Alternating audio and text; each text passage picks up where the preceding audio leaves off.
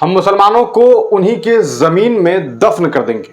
इस तरह का एक बयान दिया गया था बॉलीवुड के अदाकार, आप तमाम लोग जानते हैं, मिथुन चक्रवर्ती के द्वारा। असल में उन्होंने देश के गृह मंत्री यानी कि अमित शाह जी के सामने में एक कार्यक्रम के दौरान वेस्ट बंगाल में ये बात कही थी कि किसी नेता का हवाला देते हुए उन्होंने कहा कि उनका ये कहना है कि हम 30% हिंदू को भागीरथी में काट करके डाल देंगे।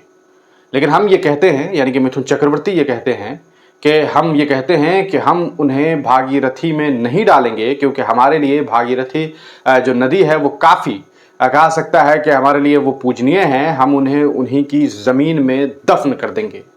ये बात एक गृह मंत्री, जो कि पूरे देश के गृह मंत्री हैं, जिनका ये काम है कि देश को सुरक्षा प्रदान की जाए, उनके सामने में एक नेता के द्वारा इतना घटिया बयान दिया गया। इतना ही नहीं कहा था, मिथुन चक्रवर्ती ने यह भी कहा था कि अगर हमारे एक फल काटेंगे तो हम उनके 4 फल काट देंगे। सीधे तौर पर यह मुसलमानों को एक टारगेट करते हुए यह बात कही गई थी। एक तरह के नरसंहार को लेकर के ये बातें कही गई थी। इसको लेकर के सोशल मीडिया पर मिथुन चक्रवर्ती का विरोध हुआ। मिथुन ने राजनीतिक कदम हालांकि बहुत लेफ्ट से शुरू किया था, यानी कि वो लेफ्टिस्ट नेता थे, लेकिन बाद में वो राइट विंग के नेता हो गए और इतने राइट हो गए कि मुसलमानों के खिलाफ जहर उगलने लगे। इतनी बड़ी बड़ी बातें वो कर रहे थे। लेकिन इस बीच आपको बता दें कि वो झारखंड पहुंचे। झारखंड के धनबाद जिले के निरसा एक विधानसभा क्षेत्र है, वहां पर मिथुन चक्रवर्ती मिथुन दास प्रचार प्रसार के लिए पहुंचे थे। इसी दरमियान उनका पॉकेटमारी हो गया। जी हाँ, उनका जो पर्स है वो चोरी हो गई। अब सवाल यह है कि उनके पर्स को किसने चुराया। ये पर्स के चोरी होने के बाद भारतीय जनता पार्टी के नेता लगातार मंच से लोगों के बीच ये ऐलान करते रहे कि जिस किसी ने भी मिथुन चक्रवर्ती का, मिथुन दा का पर्स देखा है, पर्स लिया है, वो कृपया करके उन्हें वापस कर दे। सवाल यह है कि जो मिथुन चक्रवर्ती लोगों के बीच नहीं बल्कि नेताओं के बीच में थे, उनके आगे भाजपा के नेता, उनके पीछे भाजपा के नेता, उनका पर्स कोई आम नागरिक, आम जनता कैसे चुरा सकता है?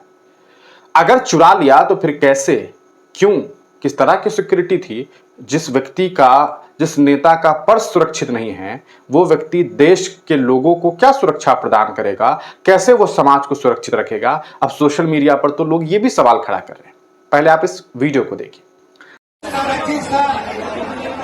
और आपसे आग्रह है कि आप कृपया मिथुन दा का पर्स जिसने भी लिया हो, निरसा का संस्कृति ऐसा नहीं है, आप आकर के मिथुन दा का पर्स को लौटा दीजिए।